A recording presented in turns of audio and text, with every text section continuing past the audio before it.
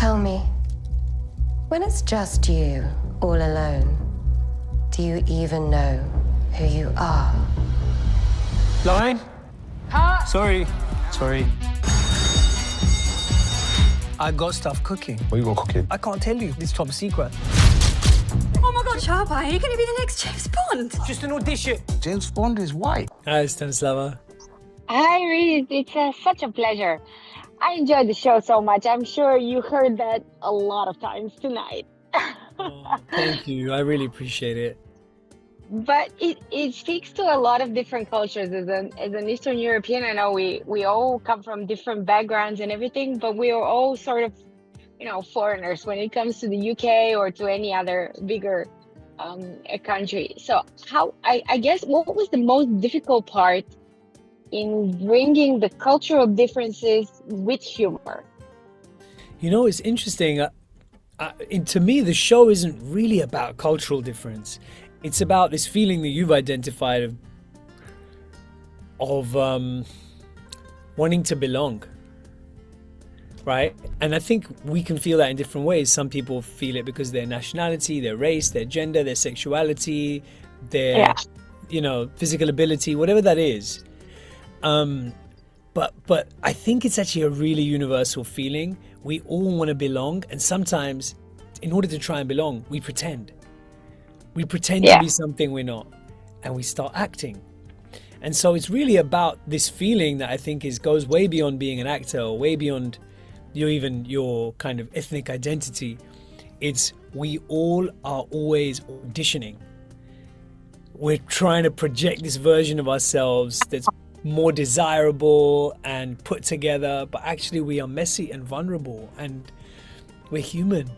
And so I really wanted to kind of make a show about that difference between who we present and who we really are, and try and make a comedy within that space.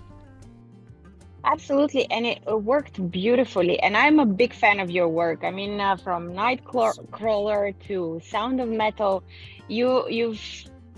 these are two of my favorites, but there are many more. But how do you know that a character is for you, and why did you want to tell stories? I wanted to tell this story because I got to a point in my journey as an actor where I realized that I wasn't making my work from a personal enough place. That actually I had started to think of acting as putting on a mask, but I wanted it to be an opportunity to also take off the mask. And I realized that something happened actually around the time that I did Star Wars and the Night Of, and I started to become more known in America. There was this big gap between how people saw me and who I really was. And somebody once said that gap between, this cool, successful version that we put out and our true selves, that gap that we maintain is how much shame we have. And I think that's an interesting idea. And so I thought I either have to get therapy or I have to make a show about it, and I thought a show would be a bit more fun. But I think that's interesting, and it's true for all of us, right? On social media, on LinkedIn, on this Zoom call, right? These clothes aren't mine. They're borrowed clothes. I'm not this cool. You know what I mean? It's like everyone's always pretending in some way. And so I wanted to tell that story in a way to liberate myself from wearing the mask, and hopefully to liberate other people as well, Thank you, and in such a refreshing way, if I may say. So thank you very much for doing so. Oh, thank you so much, Stanislava, and yeah, really appreciate the support. It was very nice to meet you, Reese. Thank you. Take care, you too. And because I feel like maybe you don't want to know. Are you acting? No, Looks like lines. they are lines, but the feeling is honest. You're insane.